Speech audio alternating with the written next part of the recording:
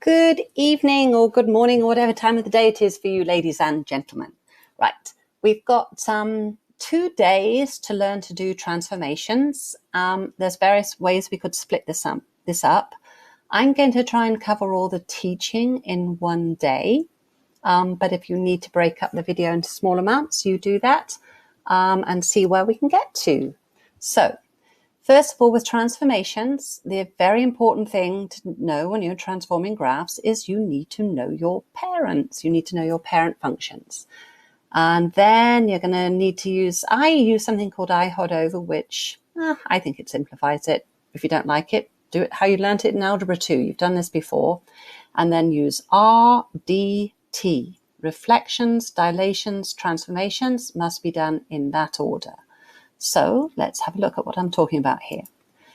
Your parent functions, there's a card match activity to go with this. Ignore the fact it says day 3.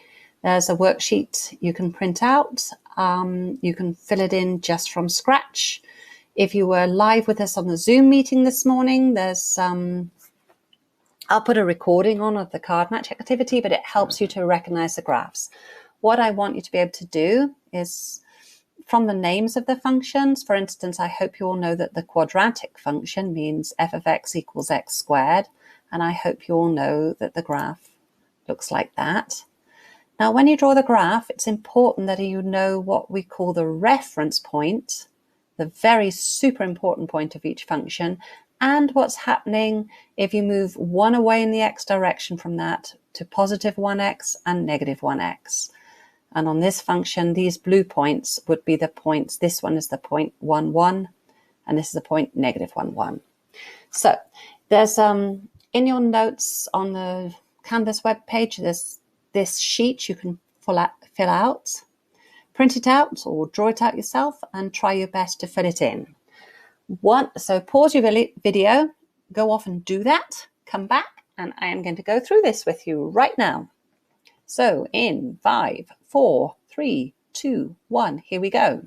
So the constant function, ignore these numbers. This is for when we do it as a card match. It tells you those are the cards you match it with, but never mind that. So let's get off that, cover those up again. The constant function is just your function equals a number. That could be any real number. So it's just a straight line. This is obviously an even function with symmetry over the y-axis. Its domain is all real numbers, and its range is just that value, whatever that number was for y. Your identity function in Algebra 1, you would have called that the linear function. And you can carry on calling it the linear function. It's called the identity function, though, because x keeps its identity. Whatever x is, y is that same number as well. So if x is 1, y is 1. If x is 2, y is 2. If you looked at the symmetry on this, it's got rotational symmetry around the origin. It's odd. Its domain is all real numbers. Its range is all real numbers. The quadratic function, f of x equals x squared, looks like that. It's got the points 1, 1, negative 1 on it. The next point here would be 2, 4, negative 2, 4. That one is even, all real numbers. What's its range? Not all real numbers. The lowest value is 0 included, so that's its range. And the cubic function, f of x equals x cubed. Now, when you cube a negative, it stays negative. When you cube a positive, it stays positive. That is your cubic function. It's going through exactly the same 3 points as your linear parent function. So you need to know more than just those 3 points. You need to know the behavior. If you think about it, what would 2 cubed be? It would be 8. So it grows really quickly up this way and it goes down really quickly that way. This one is also odd. Its range is also all real numbers, and its range is all real numbers. So many of these functions have a domain that's all real numbers. And the second half of this worksheet. So let's go through just the equations to start with. Your square root function is, here you go. Your cube root function is x cubed. Oh, no, it's not. It's a cube root of x. The absolute value function, normally written like that. On this card match, if you did it the card match way, it was written in what we call piecewise notation. We're going to go over that very soon, I think Tuesday next week. This is a piecewise function.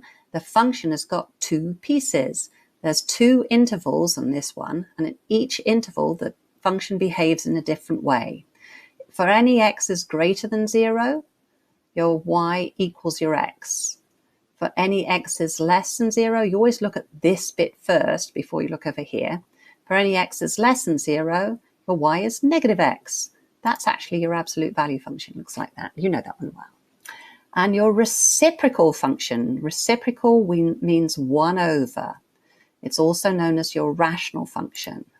It's a 1 over x. So let's look at the graphs of these. Square root of function of x goes through 0, 0, goes through 1, 1, the square root of 1 is 1. And next point, if you needed one, the next square root we really know is 4, and the square root of 4 would be 2. Then it would be 9, 3, 16, 4, whatever. Okay, cube roots. Right, what numbers do we need? Go do the opposite, go backwards from cubing. We know that 1 cubed is 3, 2 cubed is 8. So it's going to go the other way.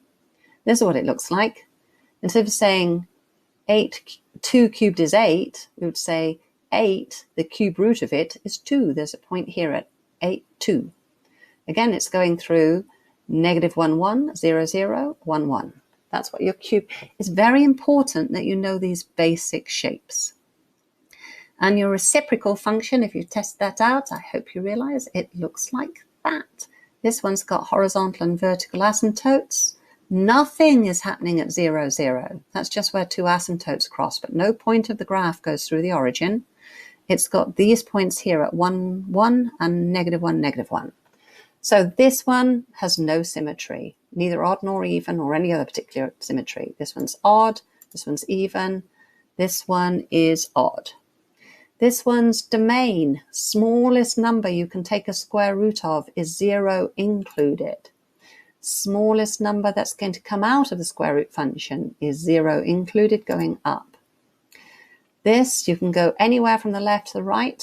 So the domain is all real numbers. It goes all the way down, all the way up. Range is all real numbers. All real numbers, 0 included to 1. This one with asymptotes, there's a hole in the range, in the domain. You cannot divide by 0. This can't be 0. It can be every number but 0. So that's what that looks like. And it turns out that the range ends up being the same. It has a horizontal number. You can get all y values out of this except for the y value 0.